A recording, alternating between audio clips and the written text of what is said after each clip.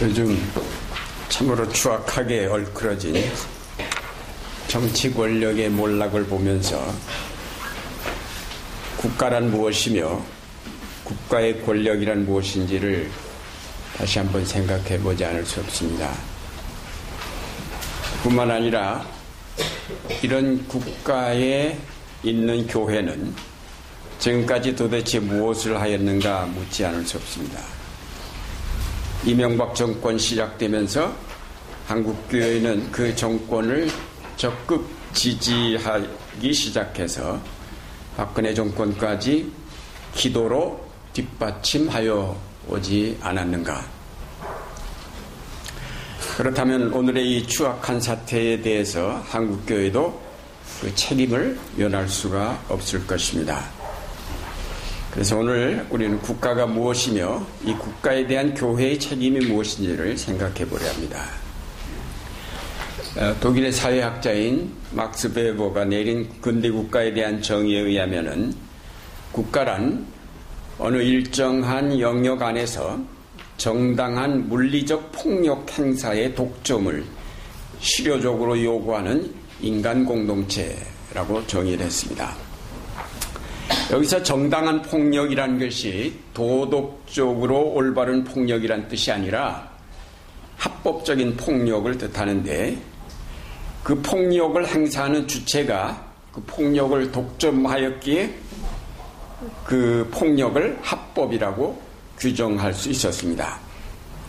이 정당한 물리적 폭력에는 세 가지가 있는데, 그 첫째가 경찰권입니다. 경찰이 정부를 대리해서 그 직무상 필요한 강제력을 사용하는 한 그것은 정당한 행위가 되는데, 그것이 바로 경찰권입니다. 같은 일을 보통 사람이 행하면 폭행이 됩니다. 둘째가 처벌권으로 유죄 판결이 나면 강제로 교도소에 수감하거나 사형까지 할 수 있습니다. 일반인이 하면 살인이 되지만 국가가 하면 정당한 처벌이 됩니다. 세 번째의 정당한 폭력은 교전권입니다.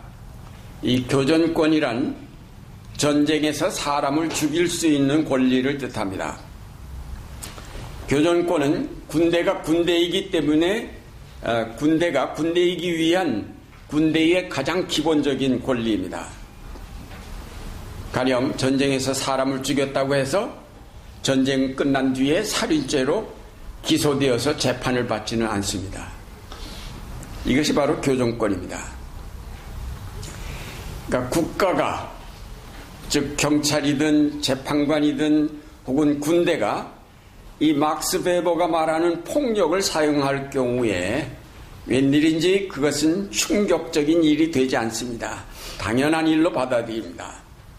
그러나 개인이 같은 행위를 할 경우와 달리 그것을 한 것이 국가라면 아무도 충격적인 것이 아닌 것으로 되어버립니다.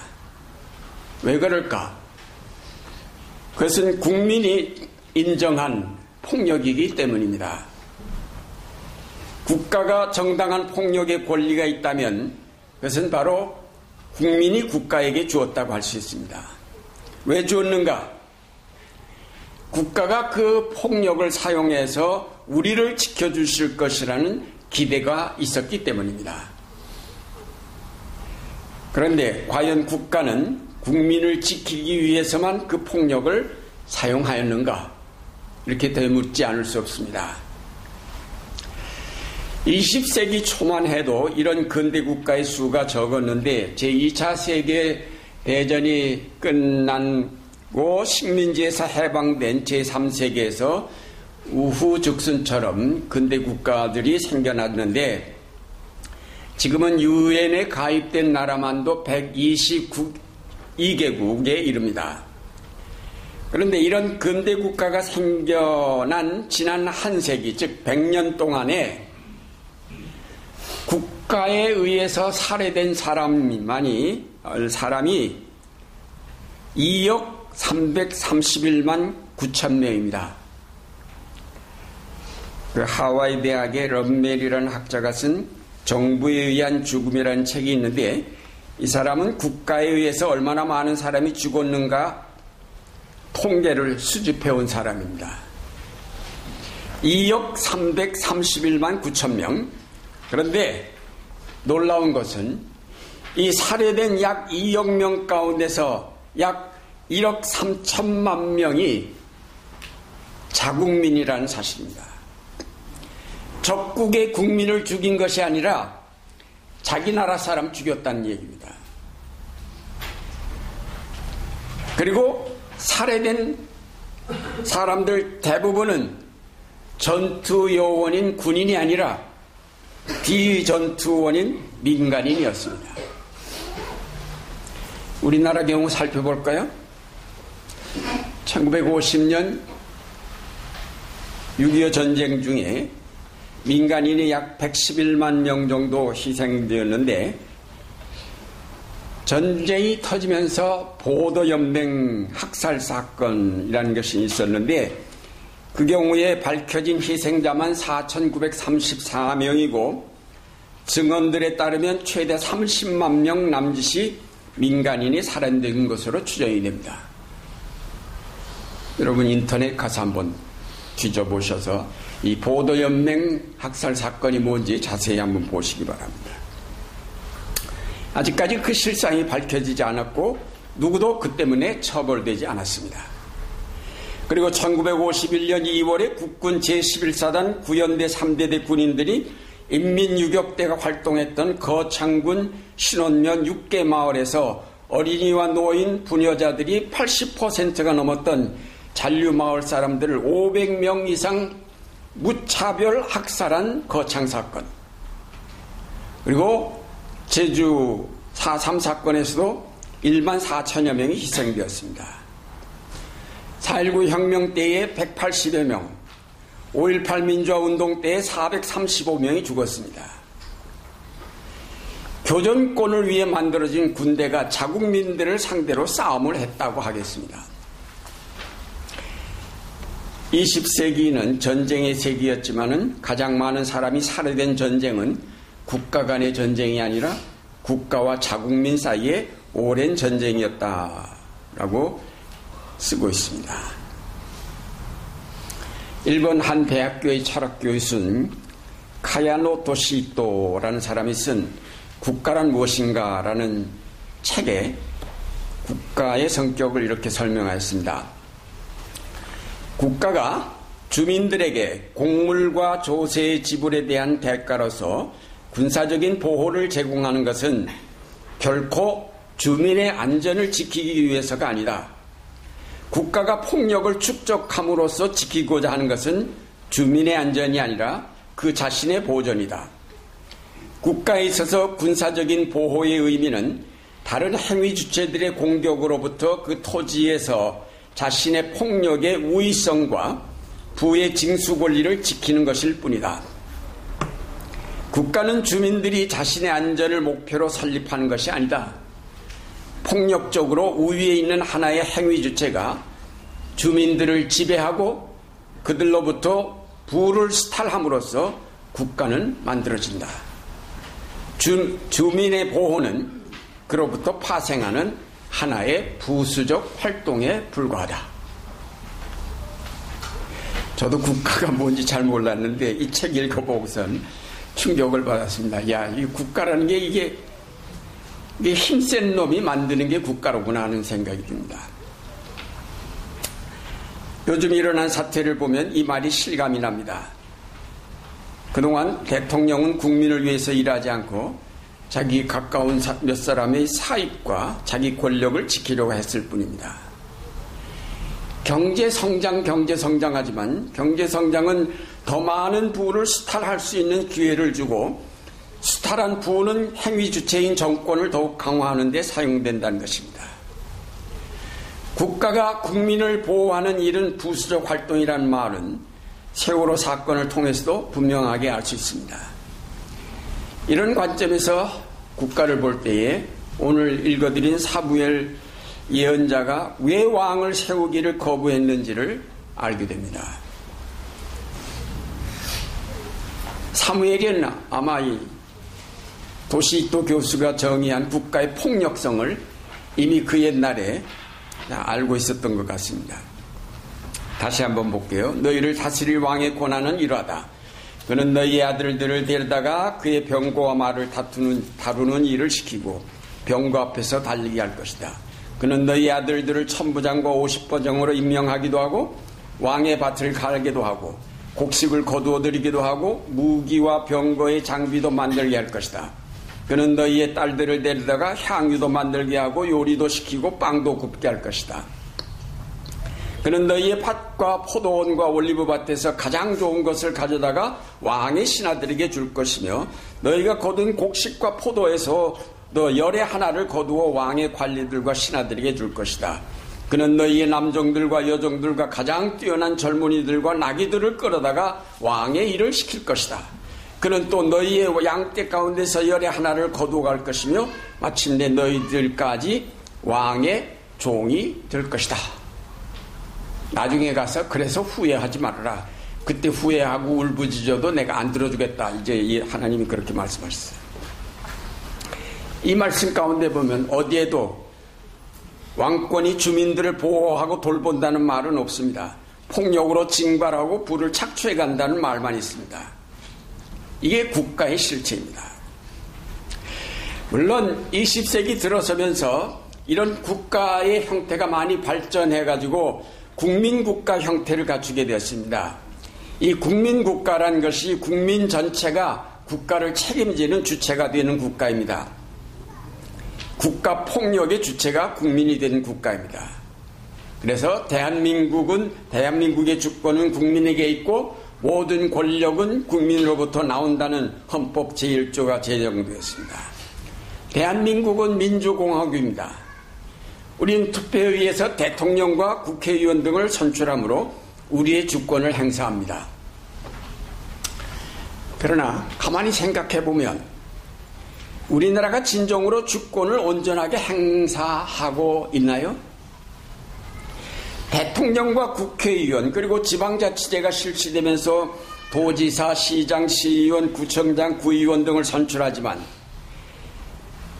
처벌권을 가진 대법원장을 비롯한 법원장들, 검찰총장은 선출직이 아닙니다.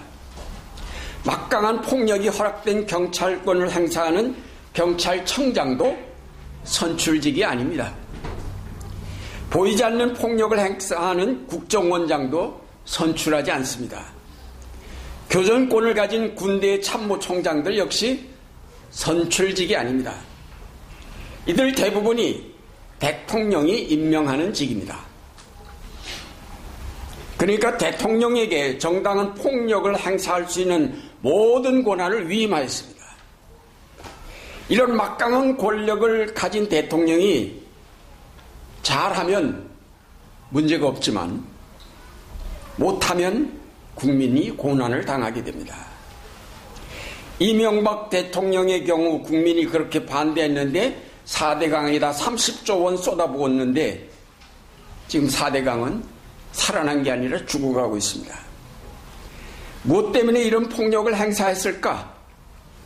건설회사 부자 만들어주려고 한 것이라고밖에 볼 수 없을 것 같습니다.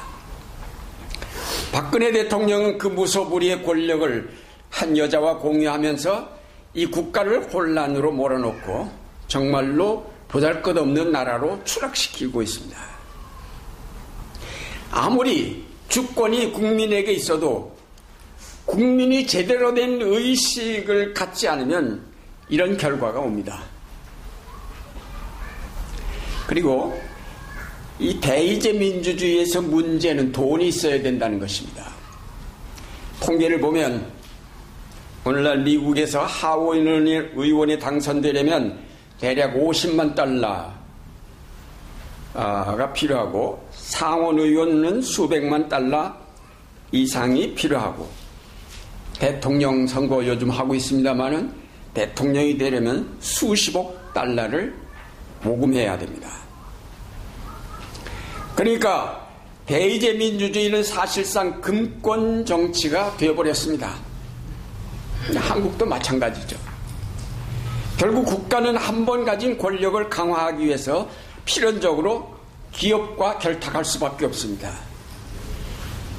그래서 우리가 오늘 한국은 기업국가, 국민국가가 아니고 기업국가라고 할 수 있습니다.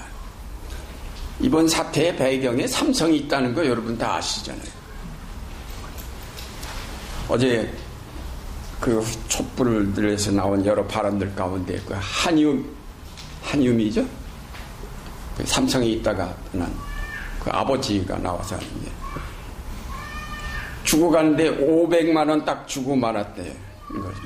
그런데 정유라한테는 뭐 35만 달러를 한꺼번에 줬다는 겁니다. 그러니까 이쪽에서 피 빨아가지고 쓸데없는 데 돈을 쓴다. 뭐 이런 얘기를 하더라고요.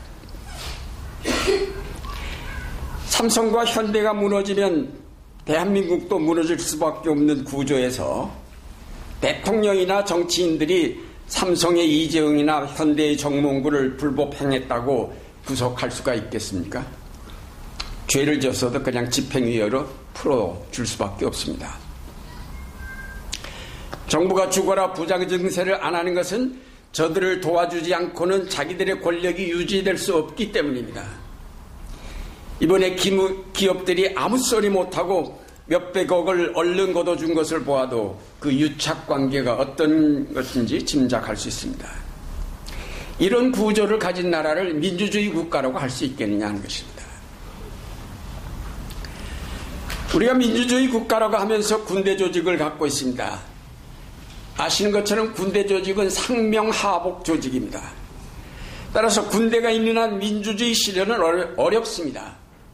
왜냐하면 50만 군인을 가지고 있고 그 군대를 젊은 남자들은 누구나 거쳐 나와야 됩니다. 3년 동안 군대 생활을 하고 오면 그 사고방식이 그의 삶을 바꿔놓습니다. 제대를 해도 그 영향에서 완전히 벗어나기가 쉽지 않습니다. 군대식 사고로 훈련된 사람들이 기업에 들어가고 공무원이 되고 교사가 됩니다. 이들에게 어떻게 민주주의를 기대할 수가 있겠습니까? 할 말은 많지만 시간이 없어서 그냥 넘어갑니다. 우리 공무원 사회 또 기업 사회 다 상명하복 조직입니다. 이게 민주주의 국가에서 이루어지는 모두가 상명하복 조직이기 때문에 여기서 진정한 민주주의, 참여민주주의를 기대하기는 참 어려운 거죠.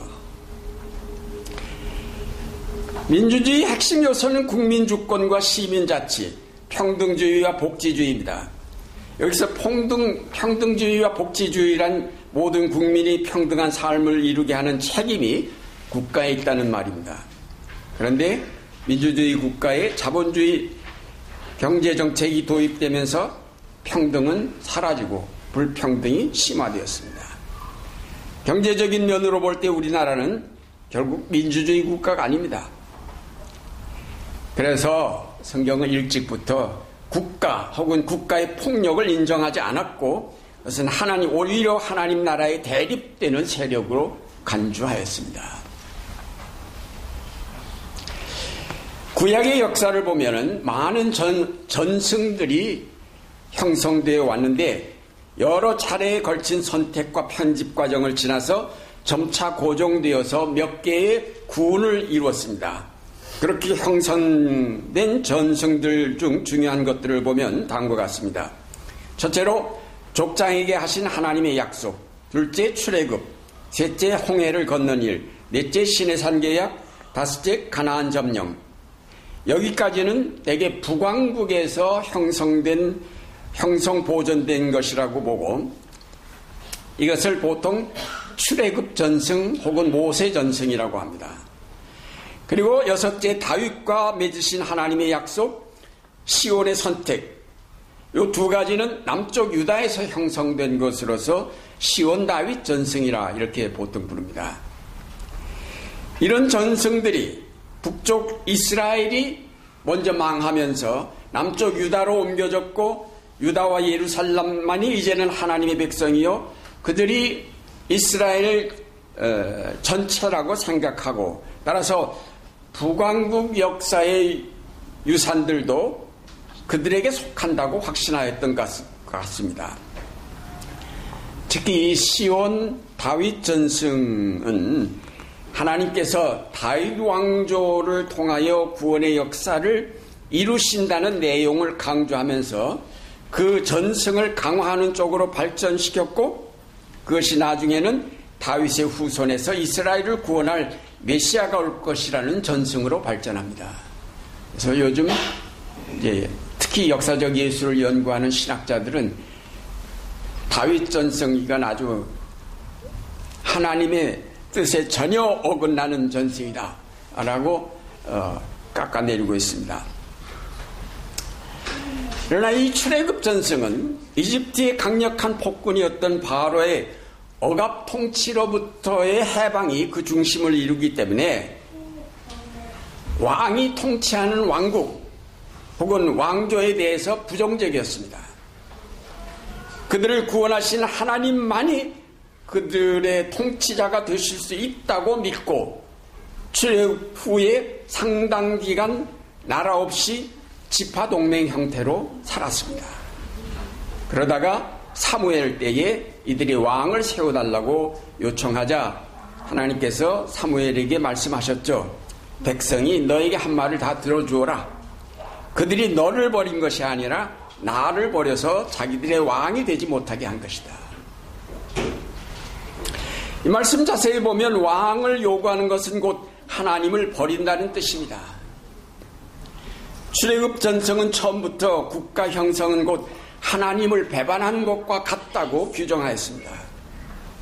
그런데 이런 전승이 남왕국에 전해지면서 오히려 하나님이 다윗에게 그 왕조가 영원할 것이라고 약속하셨다고 바꿔치기를 한 것입니다. 북왕국에서 출애굽 전승에 기반을 두어 예언을 한 예언 활동한 예언자는 엘리야 그리고 아모스나 호세아입니다. 북왕국 주민들은 하나님이 저들을 구원하시고 선택하셨기 때문에 결코 망하지 않을 것이다 라고 믿었는데 반해 예언자들은 나라 때문에 너희가 안 망하는 게 아니라 너희가 하나님의 계약 잘 지키지 않았기 때문에 구원 대신 하나님의 진노와 심판이 딸 것이라고 예언했습니다.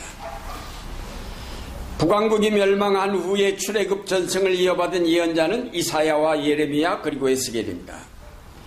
이들은 시내산 계약이 이스라엘의 범죄로 인해서 파기되었고 하나님이 남은 자를 통하여 새로운 계약을 체결하여서 새 하늘과 새 땅의 역사를 이룩하실 것이라고 하였습니다. 이 예언자들은 누구도 다윗의 왕조가 다시 세워지고 그 왕조가 영원할 것이라고 예언하지 않았습니다. 이스라엘의 타락은 결국 하나님을 떠나 국가를 형성하고 그 권력으로 말미암아 이스라엘 전체가 타락하였기 때문에 국가 권력은 철저하게 심판의 대상이 될 뿐이었습니다.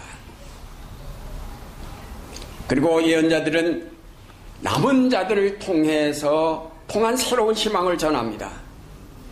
국가와 그 정치 지도자들은 심판으로 다 소멸되고 남은 자들 곧 곤고하고 가난한 백성을 모아 하나님이 친히 다스리시는 나라를 이루신다는 것입니다. 이게 소위 말하는 남은 자의 사상입니다. 나 주가 선언한다.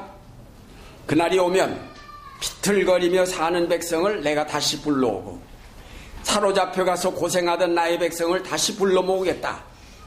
그들이 이 영만리 타양에서 비틀거리며 살고 있으나 거기에서 살아남은 백성이 강한 민족이 될 것이다.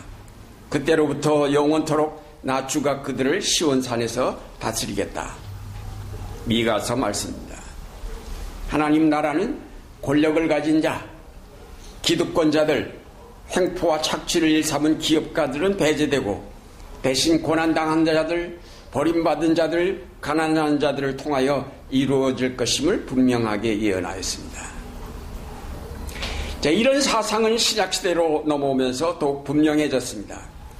하나님의 아들 예수 그리스도가 오셨지만 그는 시온 다윗 전승이 말하는 왕조의 후계자로 군림하는 지배자로 오시지 아니하고 가난한 자로 오셔서 고난당하시고 왕조 전승의 신봉자들에 의해서 죽임을 당하셨습니다. 예수님은 유대인이 기대하는 메시아의 길을 거부하셨습니다. 마가복음 10장에 보면 예수님은 제자들이 다윗 왕국의 회복을 기대하며 자리를 탐할 때에 지배자가 되지 말고 오히려 섬기는 자가 되고 모든 사람의 종이 되라고 가르치셨습니다.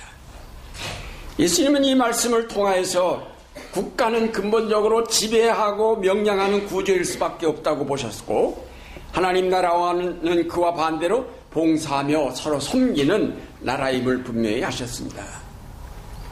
예수님은 산상설교에서 하나님의 나라는 가난한 자, 애통하는 자, 마음이 깨끗한 자, 평화를 위해 일하는 자들이 차지할 것이라고 하셨습니다. 철저하게 국가 폭력에 의해서 소외된 사람들을 통하여 이룩되는 새 나라임을 분명히 하셨습니다. 예수님은 그래서 그들에게 복음을 전하셨고 그들의 편이 되어 주셨으며 그들의 아픔을 치유해 주셨습니다. 하나님의 나라는 조직을 만들어 세우는 나라가 아닙니다. 하나님의 나라는 그런 권력에 의해서 억압되고 착취당한 민중 편에 서서 그들과 함께하며 그 아픔을 쓰다듬어 주면서 위로하고 함께 울고 함께 아파하는 섬김을 통해서 이루어지는 것입니다. 결국 여기서 이렇게 섬기는 자가 바로 메시아입니다. 지배와 착취 대신에 가난한 자들과 함께하고 섬길 때 정의 곧 올바른 관계가 이루어지며 화해와 평화가 전파되고 무엇이 옳고 그른지를 바로 알게 될 것입니다. 그러면 민중이 깨어나게 되고 불의한 세력에 맞서며 국가에 위임하였던 정당한 폭력을 회수하고 모두가 함께 살아가는 생명공동체를 이루게 될 것입니다. 이것이 우리가 지향하는 하나님의 나라입니다. 우리가 속해 있는 국가가 이렇게 성경의 관점에서 볼 때 많은 문제점을 가지고 있지만 그래도 우리가 이 국가를 떠나 살 수 없지 않습니까? 또 국가의 운명, 국가와 운명을 같이 할 수밖에 없습니다. 그러면 이런 국가를 향한 교회의 사명은 무엇일까요? 따라서 교회의 사명은 이 국가를 바르게 세우는 데 있습니다. 장신대 총장이었다가 지금 그만뒀습니다만 김명룡 박사는 이렇게 그 교회의 사명을 세 가지로 얘기합니다. 첫째로 교회는 하나님의 말씀 선포를 통해서 국가가 나아가야 할 방향을 제시해야 한다. 교회는 국가가 정의와 평화와 생명의 세계를 만들도록 방향을 지시하고 하나님의 뜻을 선포해야 한다. 둘째로 모든 그리스도인은 하나님의 통치를 국가 속에서 실현하기 위해 참여해야 한다. 셋째로 교회는 국가가 잘못하고 있을 때 이를 개혁하기 위한 노력을 해야 한다.